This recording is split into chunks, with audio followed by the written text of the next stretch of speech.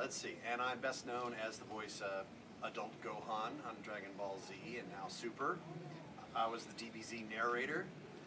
Also known as Aizen on Bleach, Kiba, Naruto, Ryu in Street Fighter, Frederick on Fire Emblem series, Ezreal, Jarvan, and Graves, League of Legends. Gosh, those are the big ones, I guess.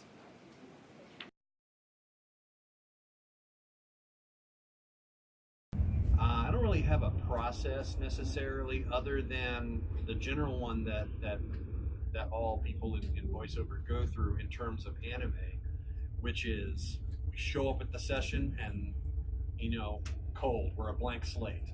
The director tells us what's going on with the character and all that. The audition script, when we're trying out for those roles, we'll usually have a picture, maybe an age, a little bit about them, just little bullet points. And as an actor, you have to make decisions about your vision. It's like, if I were directing, here's how I would do it. And then you submit it, and then it's up to fate whether you do that. But once you show up at the session, the director has to catch you up, give you the context of your lines and what's happening in the episode or the game or the show that you're working on. And then you go from there. It's kind of a collaborative process. If you're doing like a bit part voice, the director's just like, come up with something. It's like, oh, how old is he? Oh, he's in his 20s. Okay, cool. So a higher pitch. If he's older, I'm going to do like lower, a little more gravelly, a little more torn or something like that. If it's zany and cartoony, I have the most fun with that stuff. Like Ox King, Dragon Ball, oh boy. I can talk like that all day. And sometimes I do it. My wife wants to kill me. But yeah. So I know other people have a very specific technique. I just know for me, I'm used to thinking on the fly. It's like, here's what you absolutely need to know about the character, and we're off and running.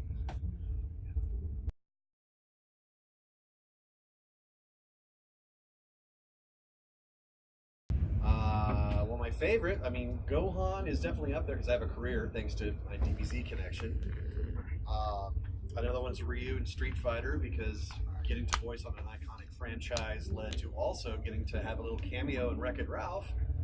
And I hope Disney calls me back for part 2. That'd be nice.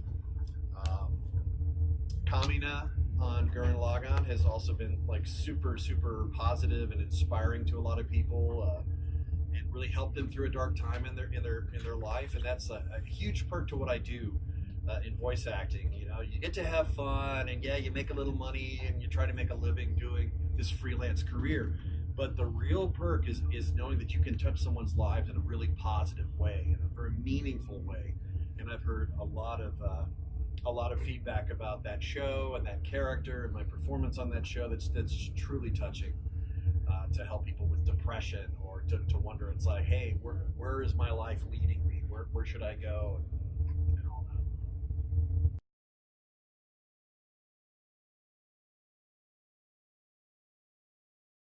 Yeah, my interest in acting was particularly in the voice-over field because I grew up as a really shy kid. I had stage fright, so I didn't get involved in drama or any of that. I wish, looking back, that I had, but I didn't develop the confidence to do public speaking and to address rooms full of people and all that until I became a voiceover guy. But I guess as a kid, learning about Mel Blanc and the Looney Tunes cartoons, how one guy could show such diversity in character building with that, melding of the audio with the visual element, that came really early on, before I was even 8 or 9.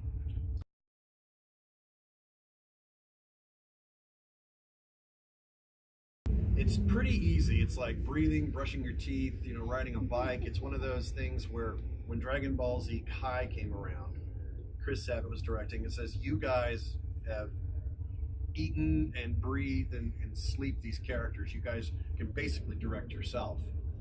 Yes, they still have a director guiding and conducting the performances and everything, but generally, we're left to our own devices in terms of, what would Gohan do?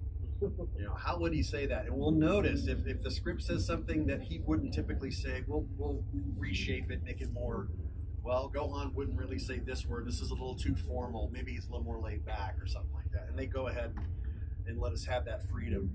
Not too much improv though. You know, we do try to honor the Japanese script and have a faithful translation and all that.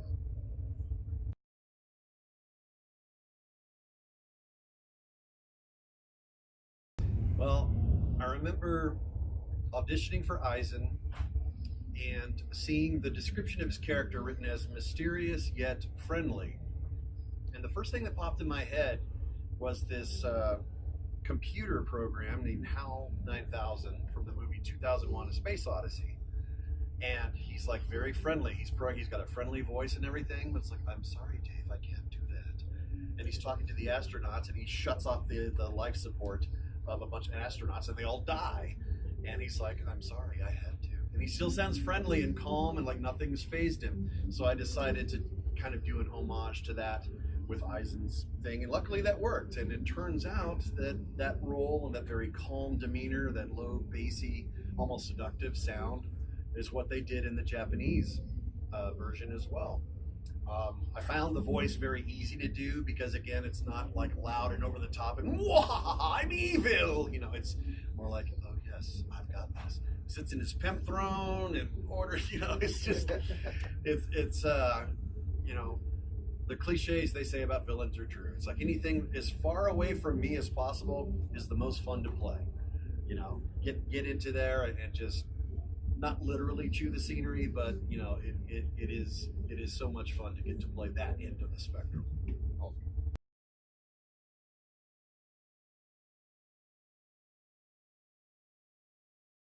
I have always been touched by people, whether they're soldiers or people who are dealing with life-threatening diseases or have lost someone to terminal illness, or golly, even ex-convicts, you know, who changed the direction of their life. You know, a little soldiers, all walks of life really coming to me and saying, you know, hey, this is how you impacted my life. You know, you changed it. It gave me, now I teach martial arts, or now I'm doing animation, or now I'm trying to be a voice actor. Something like that.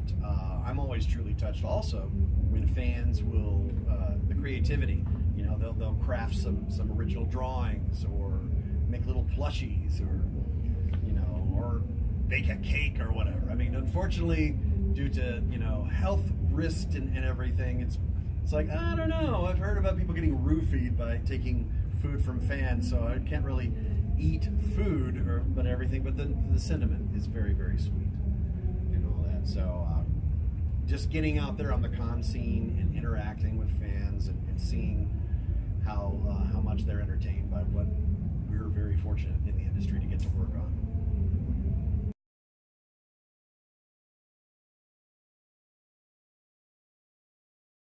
Well, as Gohan, I mean, it is my character, but Kid Gohan was actually voiced by someone else. So I'd have to use the character memory to say, yes, I really thought I could win. And and that was a fun story arc. It's kind of funny how fans often say they consider Kid Gohan to be Teen Gohan, but the script that I went by when I was recording when he's in high school forward, you know, basically say Teen Gohan on the script. And in the video games they call him Teen Gohan, but it's really Kid Gohan. It's like, that is confusing, so I totally get it. And, you know, a lot of the Gohan merchandise I sign autographs on are Kid Gohan. It's like, I just remind them, it's like, well, it's my character, but not the version of my character. And they say, oh, I know. Or others are like, really? Oh. It's like, you can't tell that that's not me? I'm going to say I have a wide range, but I can't sound like that. But, yeah, I mean, I've been following DBZ since, you know, it first started airing, so following the track that Gohan went down and being a fan of the show first and foremost, watching him grow and train and yeah, ultimately defeat Cell and all the story arcs after that. You know, yeah, I mean, he was going and training to be like probably the most powerful being in the universe, and then he got gimped.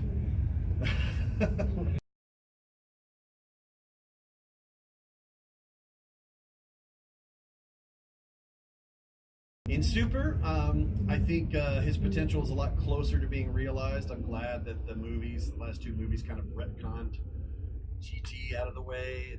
Let's just rethink these things, you know. Let's not go the fanfic route. Let's get Akira Toriyama deeply involved again and all that.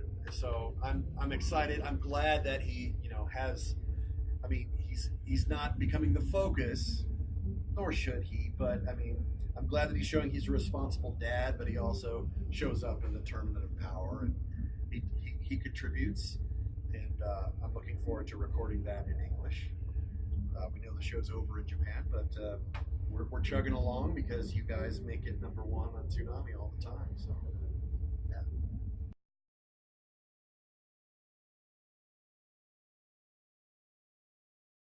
Yeah, sure. Well, I don't get record the projects usually. What I'll do is I'll get the audition script. The audition script has some different lines from different points in the story, so there's no like running continuity or context or flow. It's from different points. That's what they want to hear. They want to hear character beats. It's like, here's what Frederick would sound like when he's calm. Here he is angry. Here he is happy. Here, you know, things like that. And then that's what they'll base the decision on. Once they say, yes, Kyle, you're cast. We want you to come in next week at this studio at this time. Then I show up, and then I'm recording all the parts actually in the studio as opposed to home.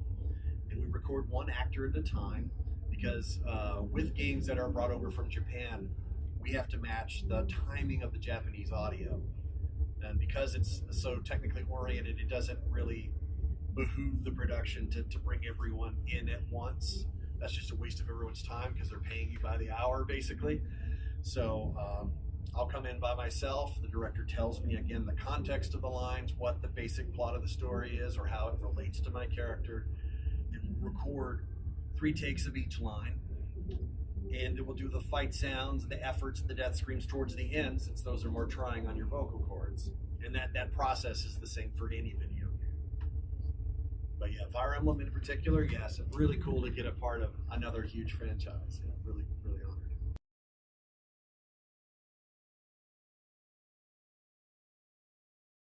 I tell you, I have the most fun with Saiyaman because he is the goofy side of Gohan. He's got like all sides. He's relatable to people, and that's what really stands out to me. He's just innately good. He's innately strong and heroic and loyal, but he's also a big nerd, and I can relate to that. So I love channeling that. I love having fun with the Saiyaman element of it. Like, oh yes, take that, you criminal. I can put on that affected voice, like, oh yeah, nailed it. And yeah, the goofy thing. I've often wondered, it's like, why does he bother putting on this ruse as a superhero? What?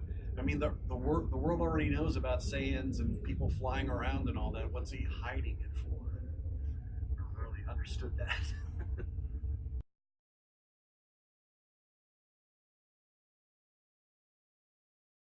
I am passionate about movies. Like I saw Solo last night. I thought it was a lot of fun. An unnecessary movie, but you know, no one really asked for it. But I mean, given all that and all the production woes that went through it and changing directors and everything, it came out really well. I love the acting. I love the scenes. The cast is great.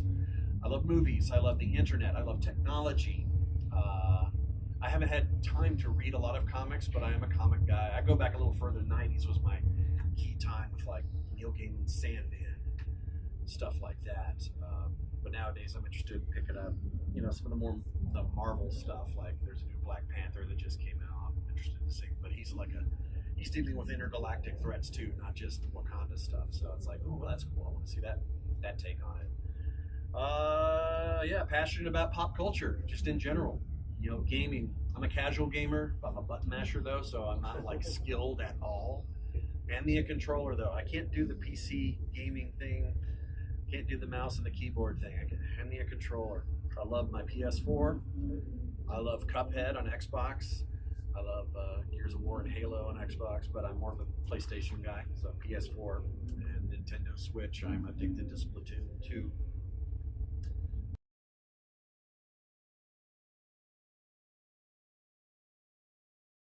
Try to beat his title. Hey, if they want me to, yeah. I don't know if I'd fare much better because he actually trained for that. I don't think Sean did, but Sean took him on. I was at that event, and there were a lot of people watching, and it was on a live stream too, and you could on demand too, I think, on the Twitch channel. But yeah, that was pretty funny because I was like, well, I'm Gohan, I got to support Dad, but then I see Vegeta just own it, just like owned. Like, all right, well, I guess I'm gonna have to support Vegeta, even if I end up training. It's like, dude, I know I should vote for myself here, but you're already gonna win this thing. I can just tell.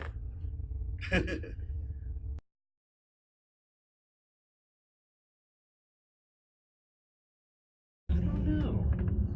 That's tough to say because my favorite character, the one that I gravitated towards the most at the beginning, was Piccolo. But I just like his just sour, judgy face look at everything. And I mean, Vegeta does too with the crossed arms, like, oh, really? And Vegeta's fun too. But I've been more of a Piccolo guy. Gosh. Gohan and Goku, you know, yeah, they're naive to a point of just complete over-the-top silliness. And I appreciate that aspect of their character. The fact that they can be, you know, crazy about food. I'm a foodie. I can totally relate to that. But they're also really, really focused. I mean, once they put their mind to something, then they can say, well, wow, they're on it. All I have to do is train. Yeah, all that stuff. So,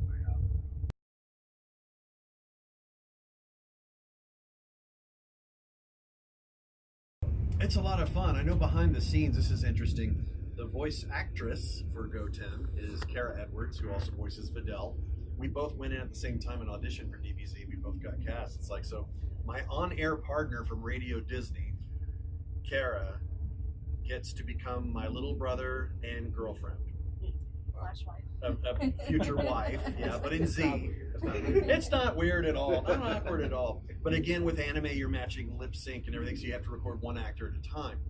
But, you know, if she recorded Goten's lines first, I would hear those in my headphones and be able to play off that a little more easily. Because typically we'll hear the Japanese performance and we have to match the timing and the mouth lip sync and all that. Even though in Japanese it rarely matches. But we make a really concerted effort to do that on the English side. But yeah, it's cool to see brothers, especially with the huge age gap. That dynamic is one of the really interesting, appealing things I think about Dragon Ball in general. It's just like, unlike The Simpsons or Charlie Brown, the characters stay the same age all the time. They don't grow.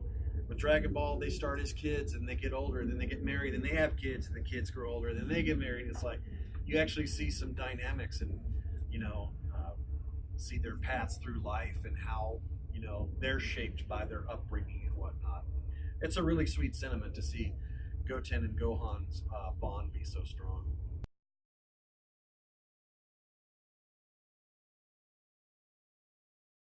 It's very human. It's human to be discouraged at something that, you know, if you don't get called, you audition, you try out, you don't get cast. Of course, it's human to be like, oh man, I wish I could have got cast. But we're in the business when you're an actor of any kind, when you're a freelancer of any type, you're used to not a steady paycheck. You don't know where the next gig is. And when we record for something, we're not exclusive. We're not an employee of a company. We're contract labor. So if you come in and record and you only have, like, say, 2 hours worth of lines, you're basically done after that. So yeah, you have a little more job security with something like Dragon Ball, an ongoing franchise where you're going to be coming back in, but it's rarely enough to make ends meet. So a lot of that voice actors also do day jobs or whatever. That being said, do you feel like it should, like, it's a passion, like it's something you're Absolutely. You're driven by that. It's like your soul saying, I am meant to do this no matter what the stakes. You know, I'm going to get told no more often than I'm told yes.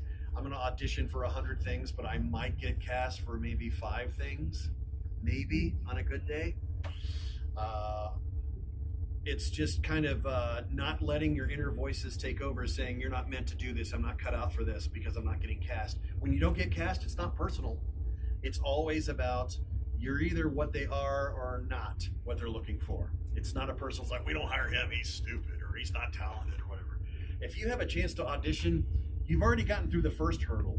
Someone heard your demo and thought, hey, you're pretty good. I think I'd like to hear your read for this character. And if you don't get cast, it's still a good thing because you got to try out.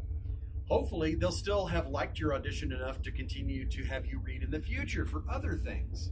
And you can be on their short list. So there's always an upside. Like, try to look at the positive in the negative.